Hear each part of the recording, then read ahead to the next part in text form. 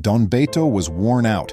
He was overwhelmed by the bad weather and had not sold a single chocolate. He had to feed his small granddaughter, who was his sole company, and he was overcome with despair. But then a young woman severely insulted him and flung all the chocolates at him, making everything worse. Welcome to USA Stories channel. Do not forget to subscribe and activate the bell button to receive all new updates. Now let's go to the story. He was left a widow at an early age and raised his only daughter, Carmilla. Being a model parent, he always wanted his daughter to pass away, so he was left to care for his granddaughter, Ruth. He had wandered about the city that awful day, feeling as though luck had deserted him, and in a state of heartbreak he had made the decision to visit Central Park. He presented his chocolates there, but nobody made a purchase. The Lord said to the dapper and stylish young woman, "Excuse me, miss, buy me some chocolates for charity," as she swiftly passed in front of him. "Which charitable organization? Nothing. Who said I wanted chocolates? And I'm suffocating with what I'm doing," the young woman shot back. "Miss, please buy me some, even if it's just one," the old guy answered. "I need the money to feed my granddaughter." "That's the issue you have. Have you ever seen a Sister of Charity's face?" The girl said, "Go on your way and don't be late." But when the woman noticed the Lord's insistence, she lost her cool, turned around, grabbed Don Beto's little basket, and flung the chocolates he was selling into the ground. And if that wasn't enough, she stomped on the chocolates and screamed, "Old impertinent!" Don Beto could only stoop down and wipe away the tears that welled up in his eyes. He demanded that she purchase his chocolates, which no one seemed to be interested in, the girl said, laughing. The girl went giggling, and to her astonishment, upon opening her grandfather's vehicle door to climb inside, she saw the guy staring at her reproachfully. "Grandpa, what's wrong with the way you see me? I'm not giving you any extra attention, so won't you take me to get my new car? You'll have a conscience that way, my daughter." The Lord said, "Sure, I'll buy your new car, but not right now." After turning on the air conditioner and asking her to lock the door, he stood still.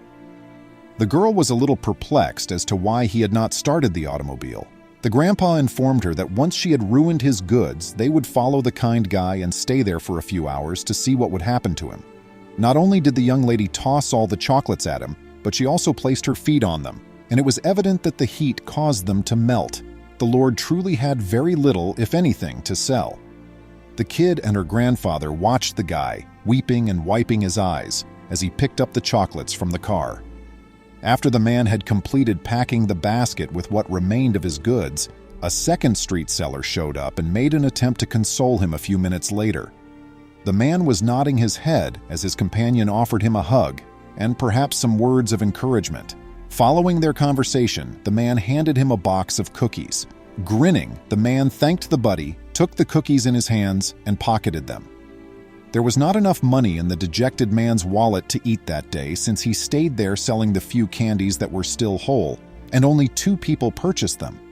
And as if that wasn't enough, he was being a hindrance to customers and appeared impoverished, so the owner of a nearby business ordered him to leave. "Miss, I don't bother your patrons or bystanders when I'm outside." The man responded, "I'm just trying to sell my chocolates." "Please excuse me, sir. This is a private store. The wealthiest clients we have are not interested in purchasing chocolates from a street seller. Kindly relocate to a different area." The woman answered, "I know you have the right to make a living, but not on this site." Don Beto picked up his cane and told the woman he was going to depart, as he didn't want to disturb anyone. After expressing gratitude for the act, the woman left the business. In order to wait for his granddaughter, Don Beto had to pull over in a corner. The girl in the car said, "Grandpa, why have they taken the man out of there if he wasn't doing anything wrong?" The decent father answered, "Daughter, if he wasn't doing anything wrong to you, why did you dislike his chocolates?" With regret, the little girl bowed her head. "Grandpa, I apologize," the girl said. "I know I behaved badly against that man who never really did me any harm.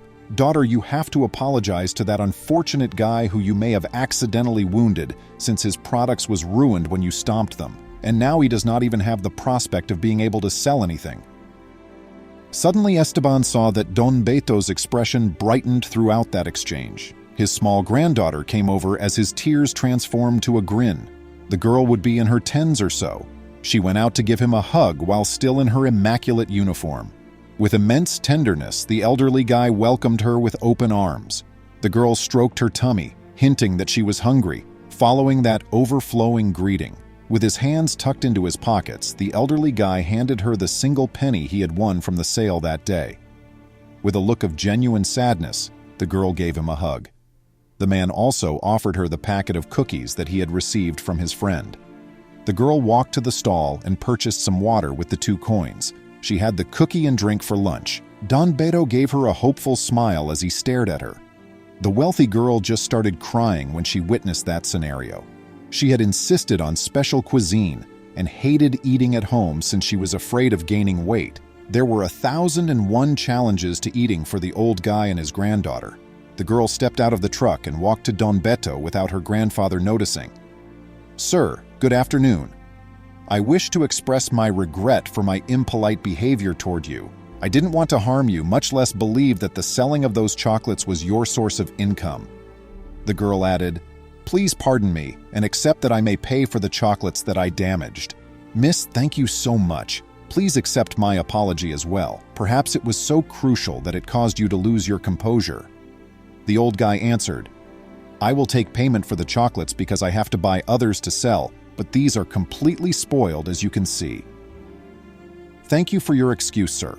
I implore you to please come meet us here tomorrow at 8 in the morning. I leave you with this small amount of money to invest in chocolates. Please don't keep me waiting." Little granddaughter of Don Beto came to the young woman and gave her a hug and thank you as soon as she observed the incident. "We barely make ends meet because after school, I help my grandfather with the sale because his feet hurt so much," the child added. Clearly stunned, the child made her way back to her grandfather's truck. The young woman broke down in tears and begged him to assist the elderly man and his granddaughter instead of purchasing the truck for her. When they took them to a restaurant, they discovered to their amazement just how hungry they were. They dined as though they had never eaten before. Actually, due to the poor sales, they had been unable to eat anything.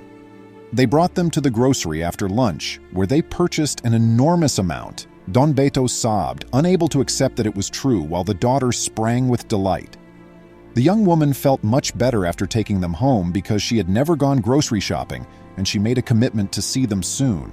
Additionally, she requested that Don Beto stop selling on the streets as she would be supporting him going forward. In response, the elderly guy said he was accustomed to earning money and didn't want to bother her. He pleaded with her to find him work as that would be the most effective method to support him.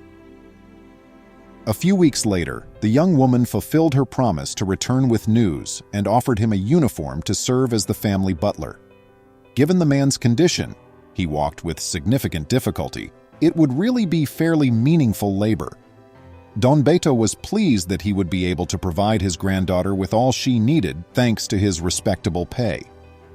In the meantime, the affluent young lady realized that everyone who goes out on the streets every day to sell has a past, a family, and most importantly, problems that need to be resolved. Friends, regrettably, socioeconomic classes differ greatly in our society. Some people have many necessities, while others have numerous conveniences. We also constantly grumble about what we have. Although those who work as street vendors and hawkers earn their money honestly, there is a backstory to these people. There are several needs, but above all, we must come to appreciate each individual who makes a contribution to our community. We really hope you enjoyed the video today. Do not forget to join our channel. I appreciate you seeing. Would you kindly like and post the video on social media? We'll return to you as soon as we can. Please remember to subscribe to our channel, give us a thumbs up, and turn on the notification bell so you won't miss any of our videos. If you enjoyed the tale, the next video that plays on your screen will probably move you too.